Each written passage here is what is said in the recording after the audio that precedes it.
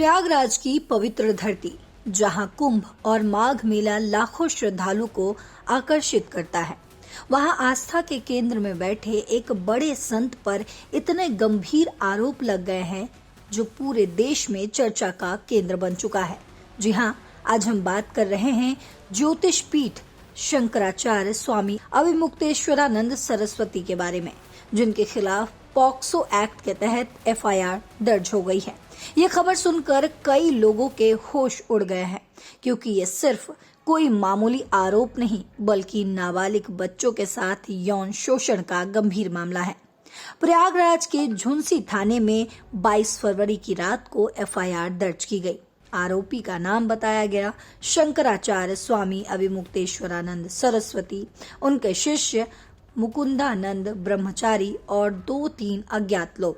ये FIR POCSO act 2012 की कई गंभीर धाराओं जैसे कि धारा 3, 4 के सब क्लॉज 2, 5, 6, 16 और 17 के साथ साथ भारतीय न्याय संहिता की धाराओं के तहत दर्ज हुई है। आपको बता देते हैं कि आखिर आरोप क्या है।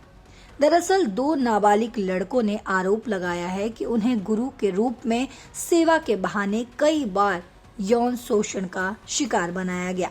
ये घटनाएं 2025 के महाकुंभ और 2026 के माघ मेले के दौरान हुई, ऐसा बताया गया है। पीड़ित खुद शंकराचार्य के शिष्य थे और आशुतोष ब्रह्मचारी के शिविर में एक रस्म के दौरान उन्होंने ये बातें बताई। आरोप है कि विरोध करने पर धमकियां भी दी गई। ये मामला कैसे आगे बढ़ा है, ये अब आपको बताते हैं।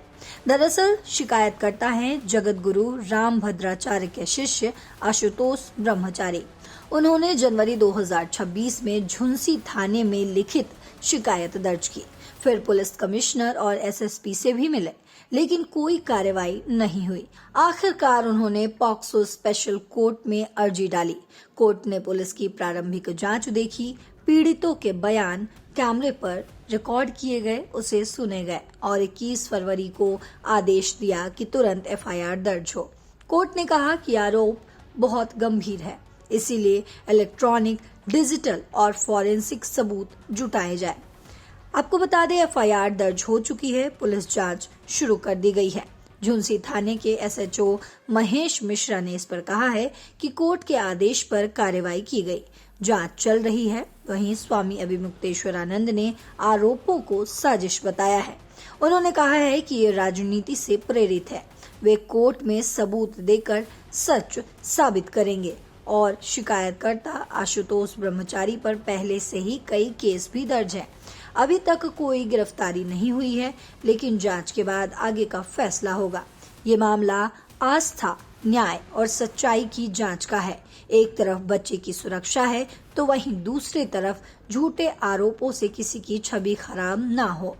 हम सबको इंतजार करना होगा कि जांच में क्या सच सामने आता है। इस पर आपकी जो भी राय हो कमेंट बॉक्स में जरूर बताते जाइएगा। देश और दुनिया की बाकी खबरों के लिए देखते रहिए दैनिक जागरण। नमस्कार।